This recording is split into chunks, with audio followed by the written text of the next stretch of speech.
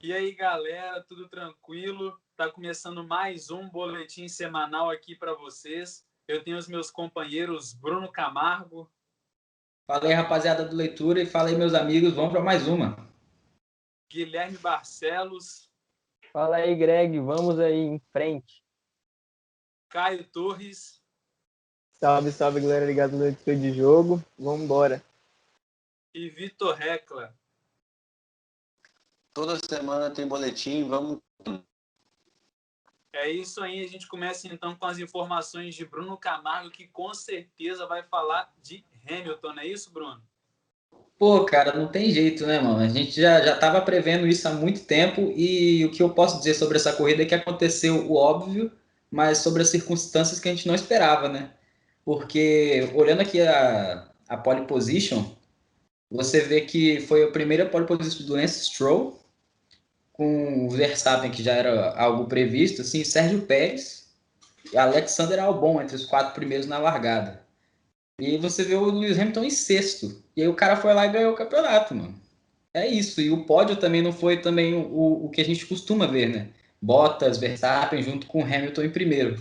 Foi Pérez, Vettel, que foi uma surpresa para mim, que a Ferrari também não anda lá essas coisas, Leclerc e Carlos Sainz. Então eu queria saber o que vocês gostariam de dizer aí sobre o Lewis Hamilton. Eu acho que seriam só elogios, né? O cara é heptacampeão, igualou mais um recorde do Schumacher e com certeza, assim como o recorde de vitórias dele, ele também vai passar aí nas próximas temporadas. Mas eu queria saber de vocês o que vocês acham. Bom, Bruno, foi assim, como você disse, foi uma corrida muito atípica, né? No final das contas, deu o óbvio que é o Hamilton. É, parabenizar ele, né, por mais um título aí, igualou o Schumacher, 7 títulos. Mas eu não queria muito abordar o do Hamilton porque a gente já é até repetitivo. É elogios, é realmente um piloto que, além do talento dele, é um piloto que, na minha visão, ele tem muita sorte. Mas a sorte acompanha porque ele é competente. Então foi o que a gente viu nessa corrida. Uma corrida que, o final de semana inteiro, para resumir, foi um final de semana muito estranho. Choveu muito na Turquia, todos os treinos. O Verstappen liderou todos os treinos. Chegou na classificação, no Q3. Ele estava melhor, dominando as Ferraris bem, a própria Race Point bem. E aí ele não conseguiu fazer a pole. A gente teve já a surpresa do Lance Stroll aí, a primeira pole dele. E ele largando na frente, né? Prometia uma corrida muito, muito emocionante, chovendo também, né? E aí foi o que aconteceu. Uma corrida onde o Lance Stroll aí, durante boa parte da prova, liderou a corrida, acompanhado do Sérgio Pérez, também da Racing Point. O Verstappen largou mal, como sempre aí tem esses problemas, caiu lá para trás, depois chegou ali na terceira colocação, em determinada circunstância da corrida, e o Hamilton, durante todo esse processo da corrida, ficou ali na dele, em quinto, em sexto, e aí é muito engraçado, porque não é toda a corrida, mas boa parte da corrida, tudo se desenha para o Hamilton, e foi o que aconteceu nessa corrida. Quem viu essa corrida percebeu isso. Teve um momento que o Verstappen, como eu disse já, teve problemas, caiu lá para baixo. O próprio Lance Stroll começou a ter problemas com o rendimento dos pneus de chuva, com aquela máxima, chove ou não chove, bota o pneu seco ou continua com o pneu molhado. E o Hamilton, experiente como também, né, com a equipe muito boa da Mercedes, ficou na pista e tudo foi acontecendo. Os pilotos da frente dele foram começando a ter problemas, e aí, quando você dá a chance para o Hamilton, ele aproveita, foi o que ele fez, passou o Sérgio Pérez aí, e depois assumiu a liderança para não sair mais. Título merecidíssimo aí. O companheiro dele, o Bottas, em contrapartida, teve uma atuação péssima, rodou 2 vezes aí, realmente tomou um banho, né, da corrida, da chuva. A chuva realmente prejudicou muito Bottas, que inclusive tomou uma volta do Hamilton, né, para humilhar ainda mais o Hamilton, ainda deu uma volta no seu companheiro aí, adversário de título. Então, assim, não tem muito o que falar. Foi uma corrida bem legal no meu ponto de vista, assim. O próprio pódio aí mostrou, a Ferrari se deu muito bem pela questão da chuva, né?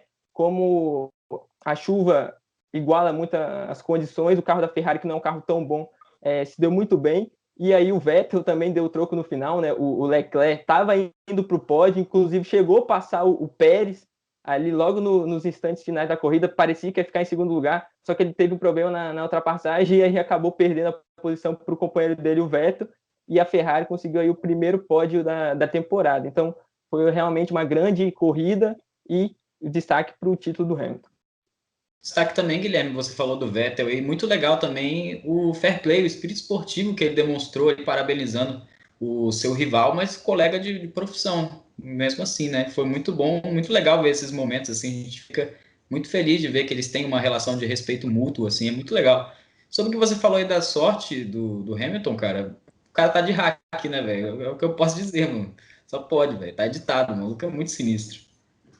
Eu acho que se existir alguma dúvida sobre o quão bom o Hamilton é, essa corrida na Turquia, acho que cessou todas as dúvidas, né? Realmente, quando chove, traz muito mais emoção para as corridas de Fórmula 1, e o que não foi o que não faltou nessa, né? As pessoas mais velhas lembram de como o Ayrton Senna dominava a chuva, né? Ele fazia chover de propósito só para ele ganhar as corridas, e com o Hamilton não é diferente.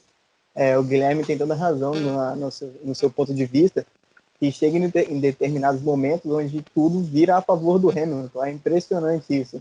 Ou uma hora que ele está um pouco mais atrás e o carro dele não está tão potente, o carro da frente acaba dando uma rodada, ou faz uma estratégia errada de pneus que não valorize, assim dá para o Hamilton conseguir a ultrapassagem, mas se ele ultrapassa na pista é porque ele é fenomenal, porque ele é fera. Ninguém sai de sexto para primeiro na chuva só porque é mera sorte, né? Como o Guilherme também disse, é competência. E vale destacar dois fatos interessantes no pódio, né? Que o Vettel chegando em terceiro. Esse foi o primeiro pódio do Vettel na temporada de 2020. Então, para você ver, né? Para um cara tetracampeão mundial, numa das equipes mais tradicionais da Fórmula 1, esse só ser o primeiro pódio já no final da temporada, né? E ainda mais ele dividiu o pódio com o Pérez, que o Vettel ainda vai para o lugar do Pérez na Race Point na próxima temporada. Então a gente vê aí algumas coincidências nesse pódio, né? Eu ligo muito fatos históricos, assim, principalmente para pessoas que vencem, igual a gente tem um exemplo do Lewis Hamilton. Há 14 anos atrás, a semana toda foi falado isso, né? Que há 14 anos atrás, ele nessa mesma pista na Turquia, brigava aí na Fórmula 2 para poder subir, né? Para poder ter o acesso aí à elite. Então, ele quebrou o carro, ele estava muito atrás no campeonato e conseguiu ter força de vontade. E ele, nas suas redes sociais, postou isso, né? Falando sobre esse espírito de vencer, que as pessoas não podem desistir. E essa é uma das mensagens que ele quer passar com as suas vitórias, né? E é muito interessante isso porque ele está no sexto lugar durante boa parte da corrida, e mesmo ele sabendo que se ele não ganhasse essa corrida, ele ainda permaneceria com muitos pontos na frente para poder, quem sabe, conquistar uma vitória em outro GP, ele ainda assim foi muito talentoso, contou com a sorte, como vocês bem disseram, e persistiu até o fim, mostrando aí que ele é mesmo um vencedor não só na vida, mas também como profissional, né? O cara não para, né? Uma máquina mesmo, literalmente, uma máquina dirigindo uma máquina. E é isso, é só elogios para esse cara que é fenomenal. Já está aí dentre os maiores da história, vamos botar assim, em todos os esportes. Eu já coloco ele num top 3 aí de melhores e maiores de toda a história do esporte. E é importante destacar... só um adendo. Pode seguir, Guilherme. Não, rapidinho, só um adendo do que o Caio falou, que é muito interessante, essa questão dos grandes pilotos, né, aproveitarem muito bem a questão da chuva, como o Ayrton Senna fazia. Isso essa corrida provou, porque o próprio Vettel, que é um piloto experientíssimo, sabe correr em chuva e se aproveitou de um pódio. O Hamilton, a gente viu aí, foi o vencedor da prova. Em contrapartida, a gente teve pilotos jovens errando em momentos decisivos. O próprio Lance Stroll, que liderou, e o Verstappen, que para mim é o grande ponto. O Verstappen, todo mundo sabe do talento dele, sabe que ele é um piloto muito agressivo, mas ele não tem essa maturidade ainda. E a gente viu isso nessa corrida. Em determinado momento, parecia que ele era o favorito a vencer. Mas essa falta de maturidade que a gente vê ao extremo no Hamilton, falta o Verstappen. Então, eu acho muito interessante destacar isso, essa experiência na chuva, né? Eu ia falar sobre os comentários do Vitor acerca do Lewis Hamilton. É importante também destacar a influência que ele tem fora das pistas, né? Além de ser um profissional excepcional, ele como um atleta influente, ele também é exemplar. A gente vê aí que ele fez o símbolo do Wakanda Forever em homenagem ao Pantera Negra, e também a constante luta que ele tem contra o racismo e ele exercendo a sua influência como um piloto, um atleta famoso, e levando isso também para a mídia, como forma de suas comemorações e suas atitudes dentro do pódio, por exemplo, quando ele vai. E gerou até algumas certas polêmicas também acerca do regulamento e tal, mas ele segue sendo muito influente e é uma pessoa muito importante, né, nessa luta também, então é muito importante reverenciar também o papel social que ele exerce usando da sua influência. Fora também, Bruno, que ele é o único negro na Fórmula 1, né? Ele é o único negro a ser campeão mundial na Fórmula 1, o único negro na Fórmula 1 nessa temporada, e tipo, ele foi o primeiro negro na Fórmula 1 também. Então, o Hamilton assim, tem todo esse papel fundamental para essa luta diária que temos que seguir, né? Porque, como ele mesmo disse, não adianta só ser contra o racismo, você tem que ser antirracista, tipo, verdadeiramente. Bater de frente com isso é o que ele prega sempre, né? Realmente um cara impressionante. É isso aí então, pessoal, um apanhado geral da galera a respeito da corrida, a respeito de Hamilton, que inclusive tem informação, né, que o contrato dele se encerra no final deste ano. Resta saber se ele vai estender esse contrato aí, já são 8 temporadas fechado com a Mercedes, várias conquistas, várias corridas vencidas, esse 7º título aí também para coroar, né, esse ano excelente que ele teve na Fórmula 1.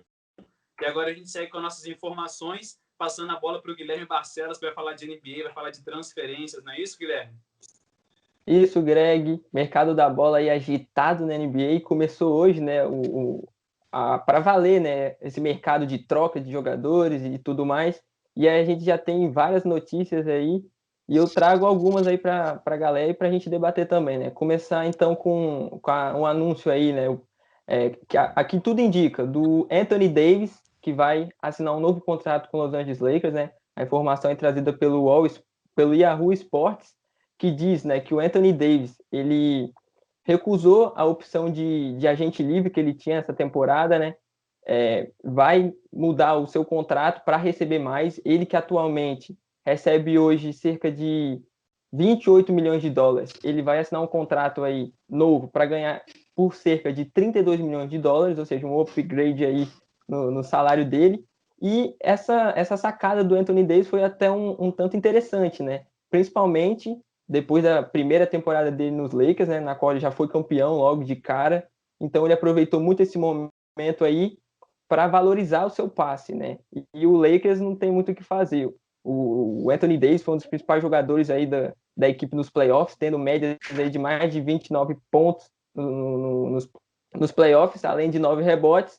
Então, ele vai assinar esse contrato, lembrando que é um contrato, aqui tudo indica, nos moldes do contrato do LeBron James. O Anthony Davis aí, aqui tudo indica, vai assinar por 2 anos, que é o tempo de contrato do LeBron James, ou seja, ele vai se alinhar ao tempo de contrato do LeBron, justamente para ficar ali parecido, porque caso o LeBron saia, ele tem essa opção. Ele não quer assinar um contrato de 5 anos, que é o que estava se especulando que o Lakers ia oferecer, para não ficar preso ao Lakers aí, caso ele queira sair mais para frente. Então, essa é uma notícia importante de um jogador que mostrou, né, todo o seu valor nessa primeira temporada dele de Lakers. Dando sequência aí, tem outras notícias, e a notícia oficial aí dessas todas que eu vou trazer hoje é a troca aí do Chris Paul. Ele que estava no OKC Thunder, ele vai jogar agora no Phoenix Suns. Lembrando, todo mundo que conhece o basquetebol, a NBA, sabe do potencial da história do Chris Paul, aí, um armador de 35 anos, 10 vezes All-Star já da NBA. Ele trocado agora por 4 jogadores do Phoenix Suns. O Phoenix Suns, que é uma equipe que tem muitos jogadores jovens, dentre os quais um principal jogador jovem é o Devin Booker, que é um armador também, né, que inclusive já foi All-Star na última temporada. Então ele vai fazer essa dupla aí entre experiência do Chris Paul e do Devin Booker. E o OKC Thunder recebe 4 jogadores nessa troca aí, né? Enquanto ele dá além de pegar uma primeira escolha aí de draft na temporada 2022. Então, assim, é uma troca interessante para um jogador que tinha feito sua primeira temporada, né, no OKC Thunder, vale ressaltar isso. Na temporada passada ele foi o grande astro dessa equipe do OKC Thunder, teve 17 pontos de média aí nos playoffs, e agora ele já vai sair já da equipe do OKC Thunder. Vamos ver, né? Promete ser interessante essa dupla, como eu disse, Devin Booker e Chris Paul aí, o Phoenix Suns se postula aí uma das equipes para brigar nos playoffs na nova temporada. E fechando aí esse... Opa, pode falar. Só um comentário também em cima disso, né? Porque o Chris Paul, por toda a história que ele já tem na NBA, ele busca passar muita confiança também para esses jovens atletas que ele vai ter ao seu lado, né? Passar confiança, experiência para eles conseguirem essa vaga aí do playoff, como você bem disse. Sim, ele vai para uma equipe, como eu disse, é uma equipe jovem, e aí vai mesclar, né? O intuito do Phoenix Suns é isso, mesclar a experiência do Chris Paul com a juventude do Devin Booker, que é o principal expoente aí dessa equipe. E para fechar aí o giro que eu trago, tem a ver também um pouco a notícia aí com o Chris Paul, lembrando que o Chris Paul foi para o OKC Thunder numa troca entre o Westbrook, que foi para o Houston, onde era a equipe do Chris Paul, né? E aí teve essa troca, mas aí, como eu disse, o Chris Paul já mudou de equipe. Mas o assunto agora é Houston Rockets, porque tem duas notícias aí impactantes, duas possíveis bombas aí nesse mercado já, né? Que é as possíveis saídas tanto do Westbrook, já do Houston Rockets, como também do James Harden aí. O James Harden que teria pedido para sair juntamente com o Westbrook, né? Principalmente depois da saída do último treinador, né? O Mike D'Antoni, ele saiu do Houston Rockets, então isso teria aberto um pouco de incerteza no futuro da franquia, e o Westbrook, no caso dele, ele quer sair da equipe do Houston porque ele quer recuperar esse posto de protagonista.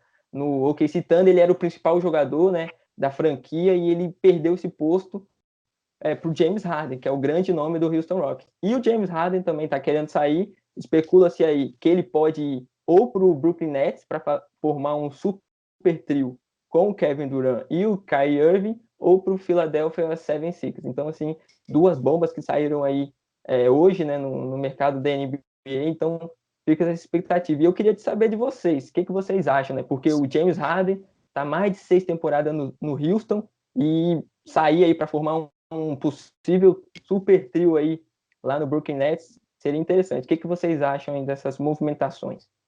O James Harden, que caso ele saia, né, possível destino aí, você comentou o Brooklyn, ele pode encontrar seu ex-companheiro, né, Guilherme, o Durant, também que jogou com ele no Thunder, né, como você comentou aí a respeito do OKC Thunder, e também o Kevin Irving, né, que também é um dos grandes destaques aí.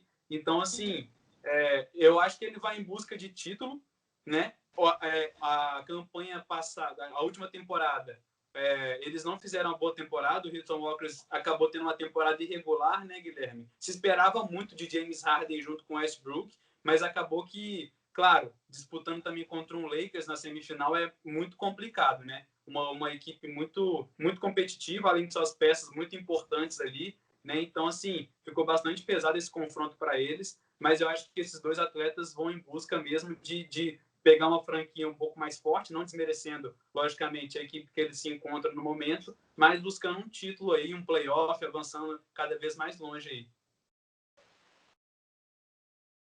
Sim, Greg, como você disse, né? Acho que o James Harden, ele tá no momento que ele precisa de um título. Ele já está chegando a uma certa idade, jogou aí grande parte da vida dele já no Houston Rockets, não conseguiu títulos, chegou perto até de disputar uma final, não conseguiu. Então, acho que ele realmente está buscando isso. Como você disse, né? Um possível reencontro aí com um amigo dele, né? O Kevin Durant, e teria tudo para ser um grande time aí, se caso concretize, né? Essa ida dele para o Brooklyn Nets. Então, essas são as informações. Eu vou ficando por aqui. E semana que vem a gente traz mais notícias aí desse mercado da bola que já está se agitando.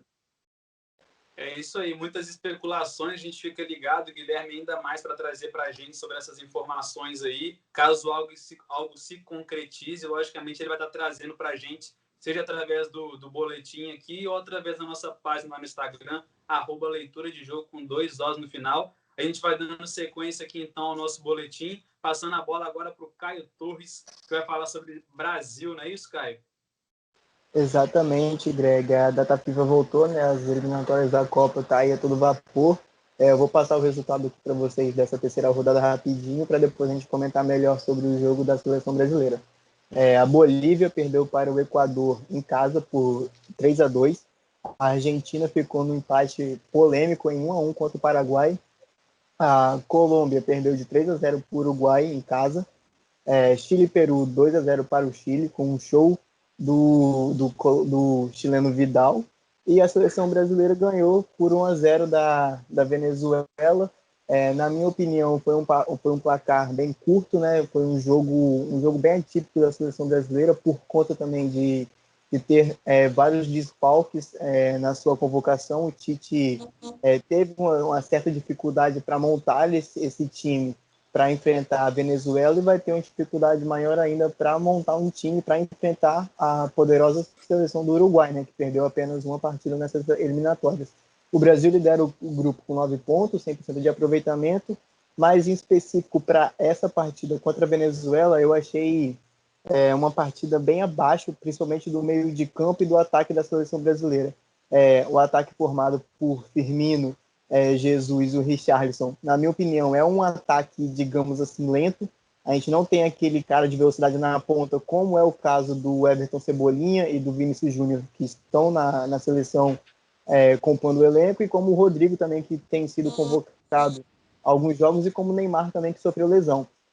Esses 3 jogadores são dribladores? São sim, mas na minha opinião eles driblam mais usando o corpo, usando a força física, conseguindo proteger a bola.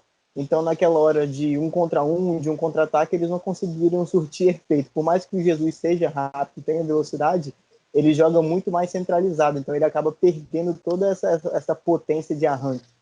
Já no meio de campo, o Tite ainda foi com a formação com 2 zagueiros, com 2 volantes defensivos, que é o Alan e o Douglas Luiz, que eles não conseguiram dar muita sequência naquele meio de campo, deixando o Everton Ribeiro praticamente sozinho para tentar voltar um pouco mais para pegar a bola e ir em direção ao ataque para tentar organizar a jogada de gol, né? Já que não temos aí Felipe Coutinho, não temos Casemiro, não temos Fabinho, também não tem o Gabriel Menino e não tem o Neymar. E agora o Brasil acabou de perder o Pedro por lesão, o Tite convocou o Galhardo e o Guilherme Arana para jogar agora no jogo contra a seleção uruguaia. Eu queria saber de vocês essa análise desse 1-0 em cima da Venezuela, se foi de bom tamanho, lembrando que a Venezuela perdeu todos os 3 jogos até agora. Na minha opinião, não precisava segurar tanto assim o jogo. Poxa, jogando em casa, no Morumbi, contra uma das piores seleções das eliminatórias, não tinha que montar um time tão defensivo assim como o Tite fez, né? Respeitar demais a seleção adversária, né? Queria saber a opinião de vocês. Acho que foi bem isso aí, cara. Faltou criação mesmo, faltou criatividade no meio, com que você bem disse, são jogadores defensivos, ainda que, claro, não duvide do talento do Douglas Luiz e do Alan, são ótimos volantes, mas faltou criação justamente para acompanhar o Everton Ribeiro e poder distribuir a bola entre os 3 atacantes, que, como você também bem disse, são 3 atacantes que jogam mais centralizados. Então não tem aquela mobilidade toda, ainda que sejam jogadores com certa velocidade, claro, mas não são de desequilibrar em jogadas individuais, como o Everton Cebolinha, principalmente o Vinícius Júnior, que é a figura assim que tem mais drible nessa seleção tão desfalcada. Aí não temos Neymar, não temos Felipe Coutinho. Então foi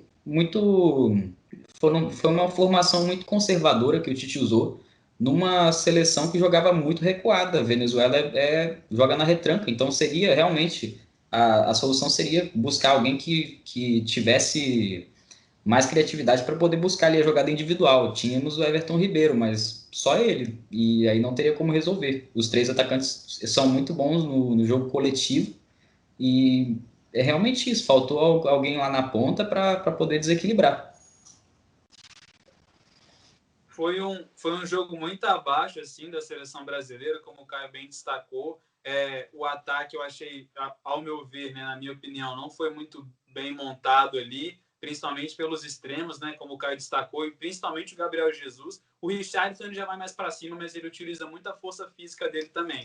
O Firmino, por vezes, a gente pode ver ele voltando mais no meio de campo ali, tentando fazer o que ele faz no Liverpool, mas é lógico, né, que com 2 pontas ali completamente diferentes, com características completamente diferentes, A Venezuela montou 2 linhas de 4 ali na frente, estacionou na frente do gol ali, o Brasil não conseguia infiltrar. Faltou, a meu ver, mais ímpeto do Tite em lançar um Vinícius Júnior, lançou o Cebolinha, mas podia ter a ousadia de lançar o Vinícius Júnior também para quebrar essas linhas, para a seleção ir mais a fundo, buscar mais o gol, porque 1-0 é sacanagem. Contra a Venezuela, fazer 1-0, aí vai jogar com a seleção europeia, vai passar sufoco, não consegue chegar longe na Copa. Se continuar desse jeito, pode esquecer, o Hexa não vai vir. O torcedor brasileiro sonha muito com isso, mas assim, esse jogo contra a Venezuela, pelo amor de Deus. Rapidinho, só queria fazer um adendo. Esse questionamento do Greg me trouxe uma questão na minha cabeça que eu já venho pensando há algum tempo. Eu só queria tentar compartilhar com vocês. Aqui no Brasil, hoje em dia, os clubes brasileiros estão investindo muito em técnicos estrangeiros para a seleção. Fazendo uma pergunta a mais, além dessa, da opinião de vocês sobre esse jogo Brasil e Venezuela. O Tite já deu o que tinha que dar na seleção e teria que vir um técnico estrangeiro para a nossa seleção, por exemplo, Jorge Jesus, que fez um grande papel aqui no Flamengo, hoje está indo de maus bocados no Benfica. Você acha que caberia ele na seleção ou algum outro nome? Bom, Caio, já foi muito especulado, né? Em anos anteriores teve até aqueles boatos de que o Guardiola estava para assumir a seleção e o Parreira disse que ele não tinha experiência suficiente para ser técnico. Eu não sei, né? Podem ser boatos e tal, mas é realmente um caso engraçado que resume muito bem o que tem sido essa administração da CBF e o desempenho do Tite. Acho que ele tem sido muito conservador e muito, como eu posso dizer, antigo mesmo nas formações que ele usa, no estilo de jogo dele. Acho que não precisa necessariamente ser um técnico estrangeiro, mas a gente sabe que os técnicos estrangeiros eles têm um futebol mais moderno do que apresentado pelos técnicos daqui. Tanto é que no Brasileirão os técnicos estrangeiros até costumam se sobressair, né? Como foi o caso do Jorge Jesus, como está sendo o caso do técnico do Palmeiras, agora que ele está tendo um bom desempenho. Então, a meu ver, se fosse para agregar a seleção ao desempenho dos jogos da seleção, seria muito bem-vindo. Bom, eu acho que essa questão que Pode seguir, ô Vitor. Não, pode seguir, Guilherme. Depois eu vou falar. Tá. Eu não ia falar sobre os treinadores, sobre. Tá. Não, eu só ia trazer assim que é um ponto interessante mesmo que o Caio lembrou aí pra gente, né? Na minha visão, eu vejo o Tite como o melhor técnico assim brasileiro no momento. Inclusive, eu acho que muito do trabalho dele é prejudicado pelo tempo, pela falta de tempo que ele tem para treinar o time. A gente não pode esquecer disso. Aí a seleção se reúne uma semana, 2 dias depois já está jogando. Então também não tem muito tempo para treinar, além dos desfalques que ele teve nessa convocação. Então isso também é um ponto a ser lembrado. Mas de fato eu vejo aí os nomes estrangeiros como uma solução bem interessante para o Brasil, porque a gente vê que os técnicos brasileiros estão defasados. Essa é a realidade. Mercado de técnicos, até na Arábia, na China, nesses países menores assim, estão se esgotando, né? Quanto mais na Europa, então a gente vê por si só que realmente são treinadores que, infelizmente, são mais deficientes na parte tática. Então, acho que seria interessante uma possível mudança. E falando do jogo, eu achei que foi um jogo bem, bem chato, né, de se ver. O Brasil teve problemas aí para a retranca da Venezuela, mas no fim o que vale é o resultado. O Brasil conseguiu achar um gol e pelo menos se mantém como a única seleção invicta aí nessas eliminatórias. Eu acho que o jogo da Venezuela, apesar de todas as circunstâncias de jogar em casa contra um adversário no estádio, pode ser tão assim pelo trabalho que o Tite vem realizando ao longo da seleção, porque a gente viu um Tite com a seleção brasileira nas eliminatórias de 2017, que para a Copa de 2018, né, que a gente falava a todo momento que o Hexa viria, né, e chegou na Copa e não foi bem assim, porque a Copa a gente sabe são um tempo entre as eliminatórias e até o início da Copa do Mundo, então são 7 jogos, um período curto, então muitas vezes quem se prepara melhor para aquele mês é quem acaba levando a taça.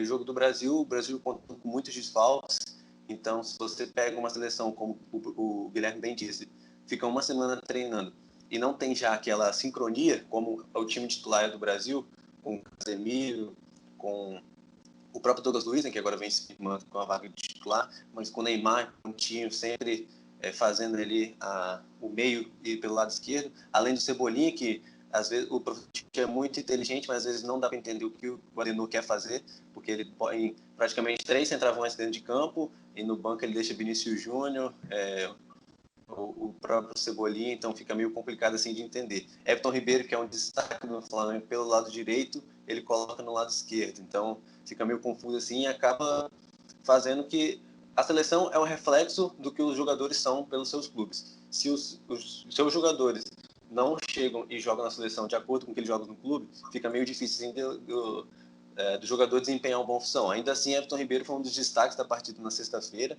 e o Brasil tem muita dificuldade para jogar contra equipes que não propõem jogo. A gente viu o Greg citou até a questão da Europa. Eu tenho um jogo assim que é o jogo da Bélgica, onde a Bélgica propõe o jogo e o Brasil também propôs o jogo, né? Foi para cima. É um bom jogo assim para a gente ter em mente de que é o Brasil contra determinadas seleções. Mas o que o Tite vem encontrando muita dificuldade, e isso ficou nítido nessas 3 primeiras partidas, apesar do 5-0 contra a Bolívia no primeiro jogo, é que a seleção tem muita dificuldade para um time que joga muito fechado. Terça-feira amanhã, né, no caso, é um bom confronto aí contra o Uruguai, duas seleções que propõem muito o jogo, que gostam de sair, que gostam de se expor, de atacar. É um bom teste para o Tite, apesar dos vários desfalques, né? Mas tem tudo aí para fazer um bom jogo e se manter na liderança das eliminatórias, que o importante nesse momento, além de mostrar um bom futebol, é se garantir na Copa do Catar. Amanhã a gente vai ter a prova de fogo aí para o Brasil, né? Vamos ver como é que a seleção vai se portar. E, logicamente, a gente vai estar comentando sobre isso mais à frente. E detalhe que o Uruguai, né, não vai contar com o Soares, que está com Covid aí, deu positivo para Covid. Vamos ver como é que o Oscar Tabares vai colocar aí, né, no lugar desse grande artilheiro da equipe da seleção uruguaia. Mas fica aí a espera por esse grande jogo. Vamos ver o que o Tite vai mostrar aí para o torcedor brasileiro. A gente, logicamente, fica ligado. E agora a gente vai seguindo, então, com o nosso boletim, encerrando esse assunto de seleção brasileira, passando, então, para o Vitor Recla, que vai falar sobre equipes capixabas que conseguiram acesso aí, né, Vitor? Exato, Greg. A Série B do Capixabão vai chegando ao fim. Chegamos aí na final do campeonato. E Pinheiros e Vila Velhense conseguiram acesso à primeira divisão. As duas equipes que bateram... só um minuto aqui. Capixaba e o CTE Colatina, né, respectivamente. As duas equipes que o Pinheiros e o Vila Velhense se classificaram como as melhores campanhas, né, do primeiro turno, garantindo assim o poder de jogar pelo resultado de 2 jogos iguais, e foi o que aconteceu. No primeiro jogo, o Pinheiros perdeu pelo placar de 1-0, mas jogando em casa reverteu por 3-2. O Pinheiros teve 100% de aproveitamento na primeira fase, né? Conta aí com 2 bons jogadores, né? Que é o Vagnão Balotelli aí, né? Da Massa, muito aclamado, artilheiro, e o Simeão, que é um jovem jogador, cria de São Mateus, que teve passagem pela Desportiva e agora defende as cores do Verdão do Norte. E o time Canela Verde, né? Que bateu o Capixaba, perdeu o primeiro jogo pelo placar de 1-0 e na segunda partida venceu pelo placar também de 1-0, com o detalhe aí para os 44 do segundo tempo aí, quase no apagar das luzes, conseguiu a classificação para a final, né? E o acesso à primeira divisão depois após 10 anos aí sem estar na primeira divisão. As duas equipes voltam a campo nesta quarta-feira, né? O primeiro jogo acontece no Kleber Andrade. Lembrando que os jogos do Campeonato Capixaba ainda estão sem a presença do público, então não vai ter fator decisivo de jogar em casa ou não, né? Então por isso a federação decidiu colocar os 2 jogos no Kleber Andrade, muito também pelo fator transmissão, né? Visto que a TV educativa tem transmitido jogos, o que facilita mais, né? O Pinheiros é quase na divisa ali com o estado baiano, então ficaria um pouco difícil o acesso aí para se locomover. Então, as partidas acontecem no Cleber Andrade, a primeira partida nesta quarta-feira e a segunda no próximo domingo. E lembrando também, para finalizar aí, nesse final de semana tem Campeonato Capixaba válido pela Série A, as quartas de finais aí, abre um joguinho mais ou menos aí entre Rio Branco e Desportiva, né, logo um clássico, que também terá transmissão. O jogo acontece sábado às 7 horas da noite, com transmissão também da TVE. Vamos ficar ligado aí que volta com tudo aí e com um grande clássico pela frente, né? A expectativa é muito grande. O Pinheiros, que eu venho citar assim, a força dos times do interior para com os times, né?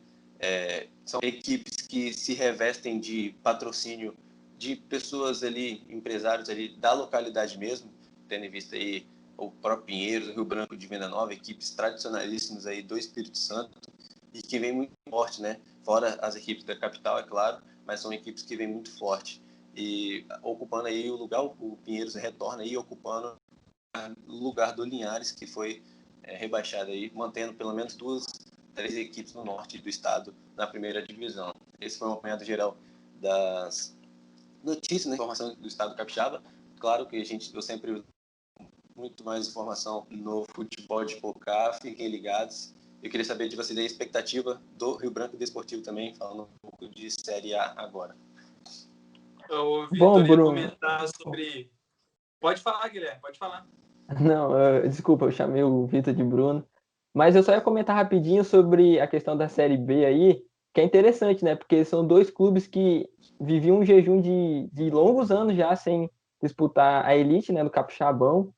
Um há 10 anos, que é o Vilhaverinense, e o Pinheiros há 12 anos. Então, assim, é muito legal ver essas equipes de volta. O Vilhaverinense que, apesar de não ser uma das equipes com mais títulos, mais tradição aí, futebol capixaba, é sempre uma equipe muito reconhecida. Todo mundo que tem uma ligação, acompanha o futebol capixaba, conhece e sabe um pouco da história, do trabalho do Vilhavelhense, né? E o Pinheiros, como você disse, né? A força do interior aí é sempre bom também ver a equipe do interior. E promete nessa final aí. Lembrando que foi muito curioso, porque as duas equipes, no jogo de ida, eu estava vendo, perderam seus jogos por 1-0 e reverteram na volta. E como eles tinham, né, a vantagem pela melhor campanha ao longo do campeonato, conseguiram então garantir vaga na final e, consequentemente, também o acesso aí à Série A.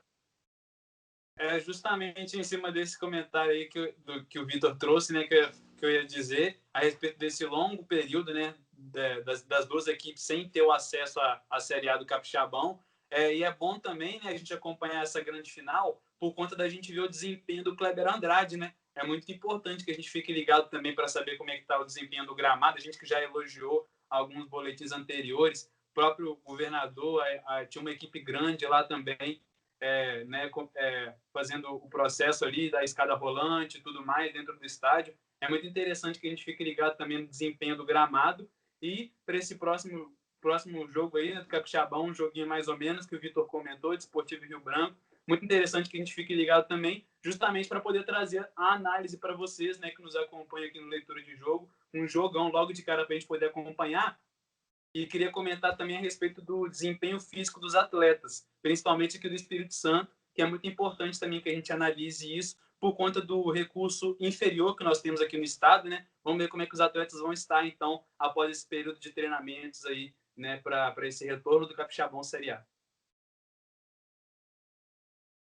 É isso aí, então, pessoal. Esse foi o apanhado geral que o Vitor trouxe para a gente sobre a Série B, o acesso das equipes do Pinheiros e também do Vilhavelhense. Duas equipes aí têm tradição, têm nome aqui no Espírito Santo, apesar de não terem títulos expressivos assim, mas todo torcedor conhece bem essas duas equipes. Agora a gente segue o nosso boletim, finalizando, como sempre, com o voleibol. Vou falar para vocês mais especificamente do vôlei de praia, mais uma vez aí, o circuito brasileiro Open de vôlei de praia está acontecendo, né? Acabou a terceira etapa, fechou a terceira etapa do masculino, então tivemos no pódio aí mais uma vez Alisson e Álvaro Filho garantiram a medalha de ouro pela segunda vez consecutiva. Foi um grande jogo, eles enfrentaram dois jovens aí, o Guto e o Arthur Mariano, que estão iniciando esse processo do vôlei de praia, mas ainda assim, apesar da derrota por 2-0, fizeram uma boa partida também, são nomes bem promissores aí do vôlei de praia brasileiro. E não tivemos a presença do outro capixaba, o André Stein, ele que teve ali na disputa do terceiro da medalha de bronze, né? Mas acabou ficando com Evandro e Bruno Schmidt, eles que venceram então o André e o George por 2 sets a 0. E comentando agora para vocês, pessoal, a respeito da quarta etapa, ela vai acontecer também na Arena CDV, lá em Saquarema, no Rio de Janeiro, como vem acontecendo, como ocorreram nas outras etapas, né? A competição feminina, então, a quarta etapa do feminino vai acontecer entre os dias 19 e 22 e o masculino entre os dias 26 e 29. Eu trouxe também uma tabelinha do ranking aqui nacional dessa temporada 2021 do masculino. O Alisson e o Álvaro Filho lideram, né? Detalhe que essa pontuação em cima das medalhas que eles conquistam, seja de ouro, de prata ou de bronze. Então, o Alisson e o Álvaro Filho estão aí na primeira posição com 1.040 pontos. O André e o George se encontram na segunda posição com 1.000 pontos. E fechando, então, essa dupla promissora que chegou na final, inclusive, aí, como eu destaquei para vocês, com 960 pontos. Esse é o top 3 aí do ranking nacional do vôlei de praia masculino. E essas foram as informações a respeito desse título aí, que, mais uma vez, o capixaba Alisson, juntamente com seu parceiro nordestino, conquistaram. 34º título do Alisson em circuitos, né? Circuito de Open, muito gratificante ver a presença da força do voleibol capixaba nas areias, né? Além também do André, outro capixaba. E sobre o modo geral, assim, de como o vôlei retornou, a gente percebe algumas... o que é falado, né? O jogo falado muito por conta da falta de torcida, né? É interessante que cada esporte tem o seu linguajar próprio, né? Então, não é aquele tipo... Não é muito uma tática, né? É mais um apoio, assim, ao seu parceiro, né? Para poder se impor. A gente sabe que a areia puxa muito, exige muito fisicamente dos atletas. E é muito legal ver isso no vôlei, tendo a oportunidade de ouvir mesmo o que eles estão falando. E sobre o voleibol feminino, Greg, não sei se você iria trazer essa informação ou não, mas eu estive acompanhando que a Carol Solberg foi inocentada, né, do ato lá dela ter se manifestado politicamente, né, ela foi absolvida pelo STJD, então não sofrerá punição. Muito importante mesmo para democratizar, né, essa liberdade de expressão das pessoas, principalmente dos atletas que têm muito poder. A gente citou aqui o Hamilton mais cedo, né, sobre a influência dele com as pessoas, e também a Carol Solberg aí, independente de a ideologia dela, mas o importante é que a pessoa mesmo se expresse, se manifeste a favor daquilo que ela pensa e tem sua visão, né, a partir de determinado assunto. Sim, muito interessante, Vitor, você trazer essa informação a mais aí dentro do voleibol. A gente que esperava por uma outra finalidade, né, dentro desse caso aí da Carol Solberg, mas que bom que acabou ficando dessa maneira, né, que é importante mesmo a liberdade de expressão, que hoje em dia tem tão acusada, né, ultimamente, tão reprimida, né, a liberdade de expressão das pessoas. Mas que bom que ficou dessa forma. E é isso aí, pessoal. Vai ficando por aqui, então, mais um boletim. A gente fica ligado sempre nas informações a respeito de Quadra Editoria aqui para trazer sempre novas informações para vocês, seja aqui no boletim, seja lá no Instagram do Leitura de Jogo. Vai ficando por aqui, então. Me despeço dos meus companheiros. Valeu, Bruno Camargo. Só tenho a agradecer aí aos meus companheiros, né, e a quem está assistindo. Continue acompanhando e compartilhe também com seus amigos para que a gente possa trazer mais conteúdo para vocês. Valeu, Guilherme Barcelos. Valeu, Greg. Valeu, pessoal. Sempre proveitoso estar aqui com vocês, debatendo sobre esportes. Valeu. Obrigado, Caio Torres. Eu que agradeço, galera, e é sempre importante curtir nossa página lá no Instagram, aqui também no YouTube, e até a próxima. E obrigado, Vitor Hecla. Eu que agradeço, continue acompanhando todos os conteúdos do Leitura de Jogo nas plataformas digitais. Até a próxima, um abraço. É isso aí, galera. Valeu.